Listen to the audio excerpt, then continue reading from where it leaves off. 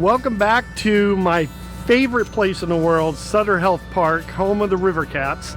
And today we're here to talk a little bit about a new product we brought into the store called Biofiber. It's from a company called Beyond Peat. And the idea behind it is that a lot of people now are concerned about the peat bogs and the sustainability of those bogs. And so we're looking for alternatives to peat. And this is the first packaged unit like that out. This one is particularly similar to peat moss itself, except they've added all sorts of things, including earthworm castings. And as you can see in our video, there is it really enriches the soil. We're hoping to not only grow tomatoes this year, but to grow our pumpkins again and retain just the right amount of water and nutrition for the soil. It's super important that you have some sort of medium that's going to hold the amendments in the soil, that they're not just going to rinse off or they're not going to go deep, but they're going to be right there where the roots can use them. There's also active mycorrhizae in this, and of course, as usual, we always use the RTI mycorrhizae as well, and azos to help benefit the growth of the root system of the plant. So today we're going to be using it in the planters for the pumpkins and as well for the tomatoes, and then throughout the park in our different planters we're utilizing this product. And again, it's called Beyond Peat, and this particular one's called Biofiber. We have one in the store now that's also made by the same company. It's garden soil.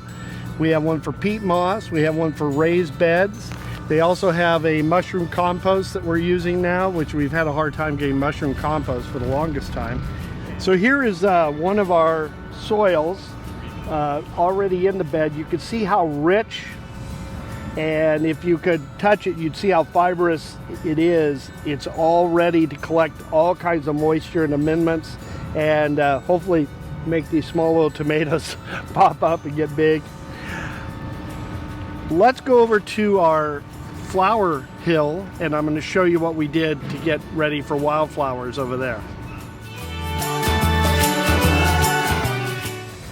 Okay, so most people, when they plant wildflower seeds, they just think that all they want to do is spread the seeds out and that's it and done with the package. But instead, what you should do is mix them with a light soil or even sand if you wanted to. Something that's going to help the seeds weigh down but not weigh them so much that they can't pop up out of the ground. So I already started this process, and you can kind of see the seeds, those little brown guys all throughout there. Those are all wildflower seeds. I put about a pound of seeds into this, about 2.5 gallons worth of dirt, and I mixed it up real good. And now I'm going to take it up onto the hill with any luck. And this is something we've been doing up here for a few years now. This used to be a giant hill of rosemary, and nothing looked very pretty come baseball season. So now every year we add wildflowers, and of course the nice thing about wildflowers is that they reseed themselves, and that's it. That's how you do it. So this is Randy over at Sutter Health Park, and we'll see you soon.